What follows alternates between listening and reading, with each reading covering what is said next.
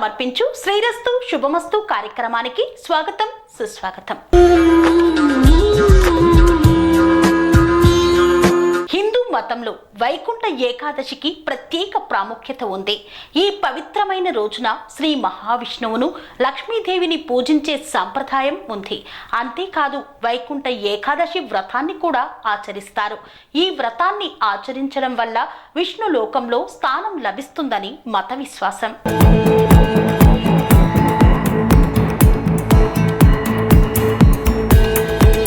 వేద పంచాంగం ప్రకారం ఈ పండుగ సూర్య భగవానుడు ధనస్సు రాశిలో సంచరించే సమయంలో వస్తుంది.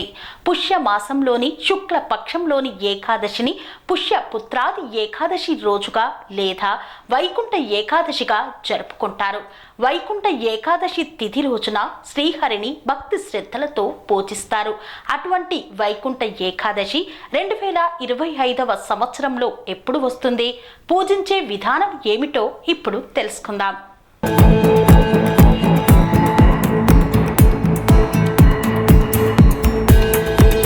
వైదిక క్యాలెండర్ ప్రకారం పుష్యమాసంలోని శుక్లపక్ష ఏకాదశి తిథి జనవరి 9 మధ్యాహ్నం 12:22 ప్రారంభమవుతుంది.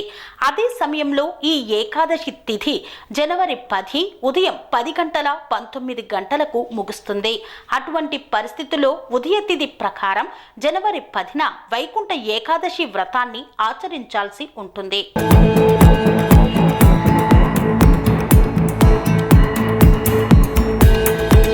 జనవరి 10వ తేదీ శుక్రవారం రోజున వైకుంఠ ఏకాదశి ఉపవాసం చేయాల్సి ఉంటుంది. ఈ రోజున ఆచారాల ప్రకారం విష్ణువు లక్ష్మీదేవిని పూజించాలి. సాయంత్రం సమయంలో హారతినిచ్చిన అనంతరం పండ్లను తీసుకోవాలి. రాత్రి జాగరణ చేస్తూ శ్రీ మహావిష్ణువుని పూజించాలి. మర్నాడు ద్వాదశి రోజున యథావిధిగా పూజ చేసి ఉపవాసాన్ని విరమించాలి. ఉపవాసం విరమించిన తర్వాత బ్రాహ్మణులకు దానం చెయ్యాలి. వైకుంఠ ఏకాదశి ఉపవాసాన్ని జనవరి 11న ఉదయం 7:21 నుండి 8:21 వరకు విరమించవచ్చు.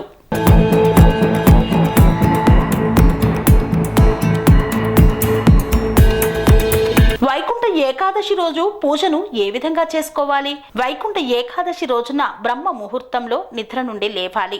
నిద్ర లేచిన తర్వాత విష్ణుమూర్తిని ధ్యానిస్తూ రోజును ప్రారంభించాలి. ఆ తర్వాత ఇంటిని శుభ్రం చేసి గంగాజలం చల్లాలి. తద్వారా సాధారణ నీటిలో గంగాజలం కలుపుకొని స్నానం చెయ్యాలి. అనంతరం పసుపు రంగు దుస్తులను ధరించాలి. ఆ తరువాత ఒక రాగి పాత్ర తీసుకొని నీటిలో పసుపు కుంకుమ అక్షంతలు వేసి సూర్య భగవానుడికి నీటిని ఆర్చంగా సమర్పించాలి. పంచోపచారాలు చేసిన తరువాత విష్ణువును పూజించాలి. పూజా సమయంలో విష్ణువుకు పండ్లు పువ్వులు మొదలైనవి సమర్పించాలి. పూజ ముగింపులో హారతినిచ్చి ఇంట్లో సుఖ సంతోషాలు శ్రేయస్సు కోసం ప్రార్థించాలి.